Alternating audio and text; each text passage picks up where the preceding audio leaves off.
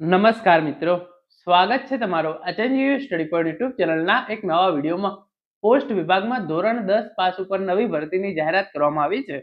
તો આજના આ વિડીયોની અંદર આપણે જોઈશું કે આ ભરતી માટે તમે જે છે એ ફોર્મ ક્યારે ભરી શકો છો, વય મર્યાદા શું રહેશે, પગાર ધોરણ શું રહેશે, અને આ ભરતીની ખાસ વાત એ છે કે આ ભરતી જે છે એ ફક્ત ગુજરાત રાજ્ય માટે જ કરવામાં આવી રહી છે. ગુજરાતના અલગ અલગ જિલ્લાઓની અંદર કેટલી પોસ્ટ માટે ભરતી થવા જઈ રહી છે એની સંપૂર્ણ ચર્ચા આપણે આજના આ વિડીયોની અંદર કરવાના છીએ. તો હવે શરૂ કરીએ આજનો આ વિડીયો. તો તમે આ જોઈ શકો છો, department of post India, the senior manager, mail motor service, GPO compound Ahmedabad દ્વારા જે છે એ આ નોટિફિકેશન તારીખ 13/12/2025 ના રોજ જે છે એ જાહેર કરવામાં આવેલું છે. એનું છે subject notification for recruitment of staff car driver in Gujarat circle in the department of post up to year 2029. અને એના વિશેની જે છે એ સંપૂર્ણ ઇન્ફોર્મેશન તમે અહીંયા જોઈ શકો છો. જે પોસ્ટ છે એનું નામ છે સ્ટાફ કાર ડ્રાઈવર, અને તમને ₹19,900 થી ₹63,200 નો પગાર લેવલ 2 પ્રમાણે જે છે એ આપવામાં આવશે. તો અહીંયા તમારો જે છે એ પગાર 30,000 પ્લસ જે છે એ સ્ટાર્ટિંગ થી થઈ જશે, કારણ કે 19,900 તમારો બેઝિક પગાર રહેશે. એની અંદર સાથે સાથે તમારા જે એચઆરએ છે, ડીએ છે, એ બધું મળી તમારો પગાર જે છે એ ₹30,000 પ્લસ થી જે છે એ શરૂ થશે. અને પોસ્ટ વિભાગની અંદર જે છે એ આ કાયમી સરકારી નોકરીની જાહેરાત કરવામાં આવેલી છે. હવે જિલ્લા વાઇઝ જગ્યાઓ તમે અહીંયા જોઈ શકો છો. ભરૂચની અંદર જે છે એ એક જગ્યા છે ભરવા જઈ રહી છે. એના પછી તમે અહીંયા જોઈ શકો છો ખેડા જિલ્લાની અંદર એક જગ્યા, સુરત જિલ્લાની અંદર 3 જગ્યાઓ, આણંદ જિલ્લાની અંદર એક જગ્યા, પંચમહાલ જિલ્લાની અંદર એક જગ્યા, વડોદરા વેસ્ટની અંદર 4 જગ્યાઓ, વલસાડની અંદર એક જગ્યાઓ, રાજકોટની અંદર એક, અમરેલીની અંદર એક જગ્યા, ભાવનગરની અંદર એક જગ્યા, ગોંડલની અંદર એક જગ્યા, જામનગરની અંદર 3 જગ્યાઓ માટે, જુનાગઢની અંદર એક, કચ્છની અંદર એક, રાજકોટની અંદર એક, સુરેન્દ્રનગરની અંદર એક, મહેસાણાની અંદર એક, ગાંધીનગરની અંદર એક, સર્કલ ઓફિસ ખાન એની અંદર જે છે એ એક, અને મેલ મોટર સર્વિસીસ અમદાવાદની અંદર 22 જગ્યાઓ. તો કુલ જે છે એ 48 ડ્રાઈવરની જગ્યાઓ માટે પોસ્ટ વિભાગની અંદર જે આ ભરતી છે એ કરવામાં આવી રહી છે. આગળ એના વિશેની સંપૂર્ણ માહિતી મેળવીએ તો તમારી ઉંમર જે છે એ 18 વર્ષથી ઓછી ના હોવી જોઈએ અને 27 વર્ષ કરતા જે છે એ વધારે હોવી જોઈએ નહીં. અને તમને કેટેગરી પ્રમાણે આ પ્રમાણેની જે છે એ છૂટછાટ મળવાપાત્ર રહેશે. 2 વર્ષનો તમારો જે છે એ પ્રોબેશન પીરિયડ રહેશે. અને એના પછી આગળની તમે અહીંયા વાત કરો છો તો એજ્યુકેશન ક્વોલિફિકેશન તમારા જોડે શું હોવું જોઈએ?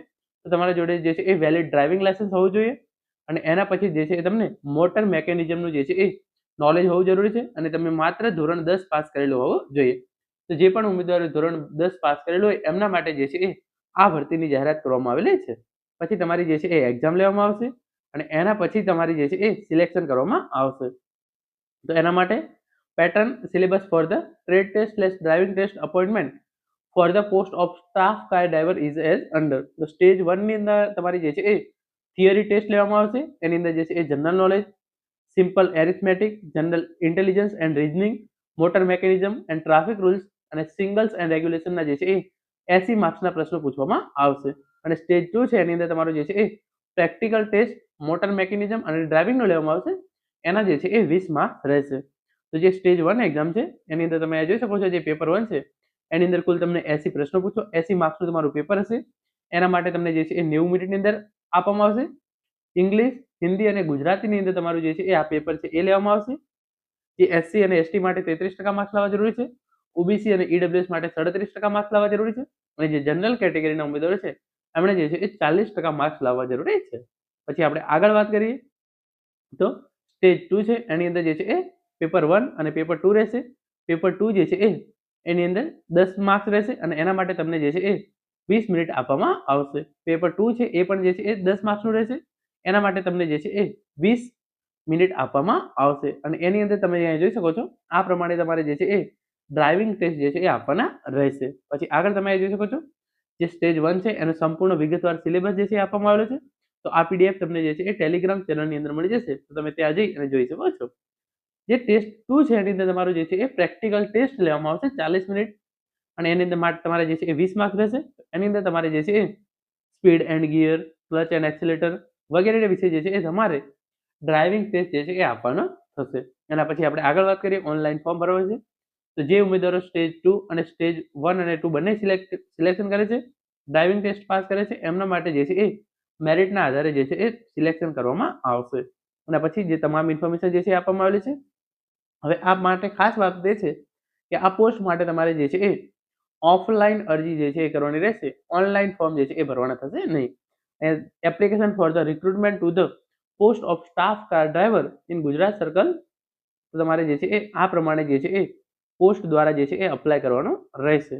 Unregistered post ordinary mails not be accepted. તો તમારે જે સ્પીડ પોસ્ટ અથવા રજિસ્ટર્ડ પોસ્ટ દ્વારા જે છે એ અપ્લાય કરવાનું થશે. તો આ રીતે તમે અહીંયા જોઈ શકો છો. સિનિયર મેનેજર, મેલ મેનેજર, આ જે છે એ આ એડ્રેસ પર તમારે જે છે એ સ્પીડ પોસ્ટ અથવા તો રજિસ્ટર્ડ પોસ્ટ દ્વારા જે છે એ અપ્લાય કરવાનું રહેશે. એના પછી તમે આગળ જોઈ શકો છો જે આખું આ ફોર્મ છે, તમારે આ ફોર્મ ડાઉનલોડ કરવાનું રહેશે. આ ફોર્મની અંદર તમારે તમારી તમામ વિગતો જે છે એ નાખી દેવાની રહેશે. તમારી તમામ વિગતો જે છે એ નાખી પછી 100 રૂપિયાનું તમારું જે ચલણ છે એનો પણ જે છે એ નમૂનો તમે જોઈ શકો છો નીચે આપેલો છે. તો એ 100 રૂપિયાનો જે ચલણનો નમૂનો આપેલો છે એ ચલણનો નમૂનો ત્યાં જે છે એ 100 રૂપિયાનું તમારે ચલણ ભરી અને તમારે જે છે એ ઓફલાઈન અપ્લાય કરવાનો રહેશે. તો મિત્રો આ હતો આજનો વિડીયો, જેની અંદર આપણે પોસ્ટ ઓફિસની અંદર જે નવી સ્ટાફ કાર ડ્રાઈવરની ભરતીની જાહેરાત કરવામાં આવી છે એના વિશેની સંપૂર્ણ માહિતી મેળવી છે. આશા રાખું છું આજનો વિડીયો જે છે તમને ચોક્કસથી ઉપયોગી થશે. Thank you so much for watching.